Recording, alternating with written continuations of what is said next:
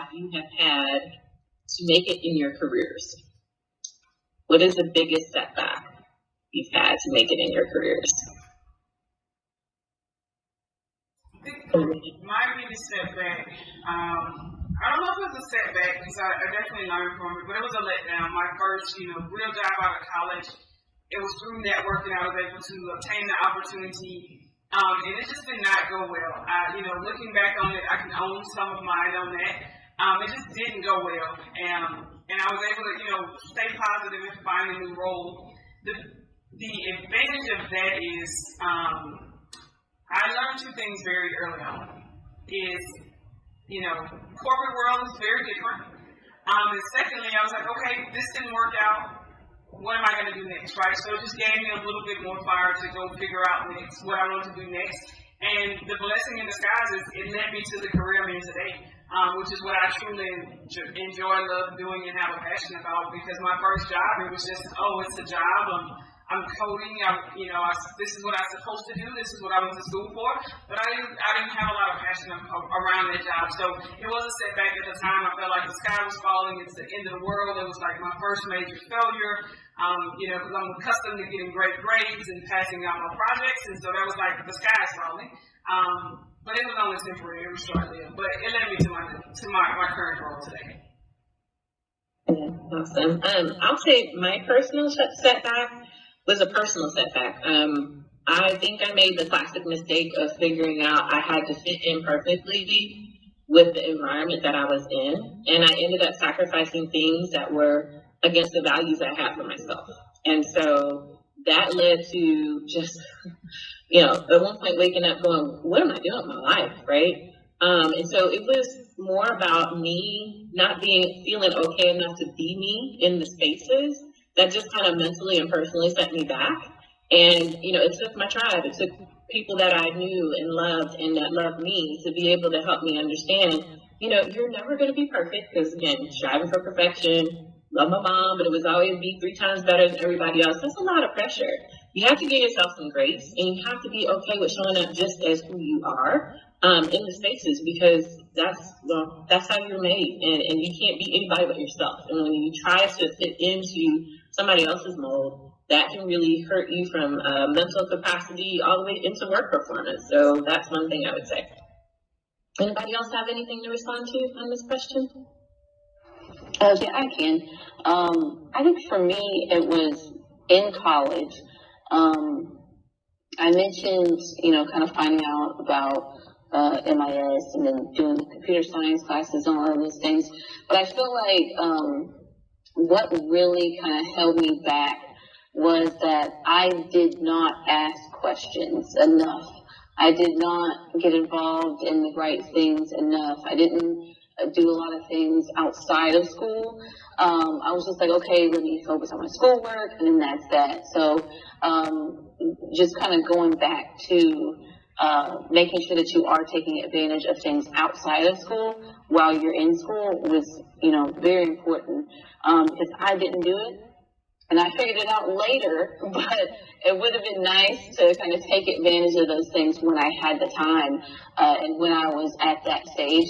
But it was a blessing in disguise because it led me to kind of being in other positions, work positions that I maybe did not like or maybe weren't the best fit.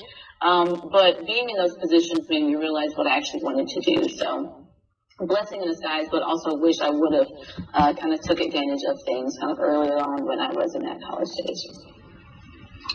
Good. Bria, Michelle, did y'all have anything about this question? Yeah. Or participants, feel free to drop other questions in the chat. Go ahead, Bria. Okay. All right. Thanks, Michelle. I was going to say, for me, it was also more on the personal side of things. I guess, you're almost 2 years into working. I got diagnosed with severe clinical depression, right? I was really struggling with a lot of things, being able to get out of bed, being able to wake up, like finding motivation to do things. I was traveling Monday through Thursday every week at that time on some clients, down to Houston actually when I was down there, and it was really rough. Like I would get back and I would have days to kind of like gather myself, have my little breakdowns, and then like move forward, right? And I really struggle with that because, as most of us probably know, mental health, it's not really a thing we talk about within the Black community. It's not a thing we do, right? So, I was trying to have these conversations with, for a long time I was trying to stick it out, and it didn't work. But I was also trying to get promoted. And I did get that promotion, but my setback was me looking out after that and being like, look what it took from me. Like, look at what it took for me to get there, and was it actually worth it? And sometimes I think it wasn't, because I was in really dire straits in a lot of ways. But it also has made me grow. It made me realize that, like, okay, I'm going to say no to some things. I'm going to prioritize my own health. I'm going to, have these conversations with my project directors and my bosses and just let them know, like, hey, this is what I am. Here's what I'm doing. I went and I got therapy. I got medicine. I'm doing much better than I was.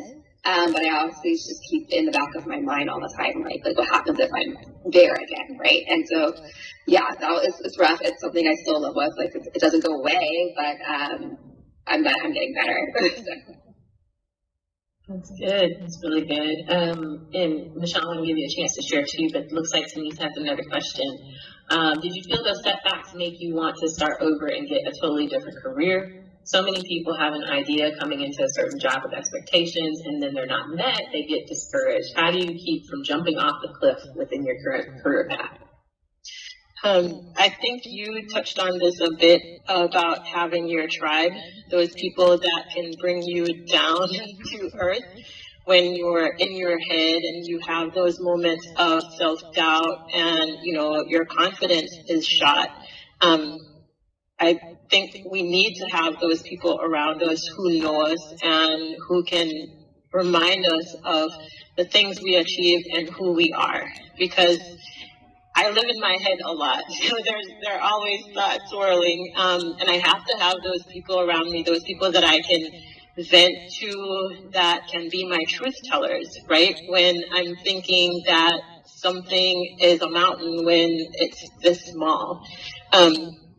And I've had moments, I've had setbacks, like you all. The one that I remember quite clearly is earlier in my career, I had a presentation to do and I totally bombed it.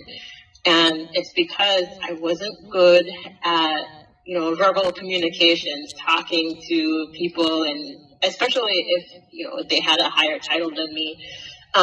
And it took me a while, but I joined Toastmasters and I kind of put things in overdrive. In 1 year, I did 30 speeches in front of different audiences just to get myself comfortable enough. I could have decided that, I will never give a presentation again. I could do all the, back end work and somebody else be the face of it.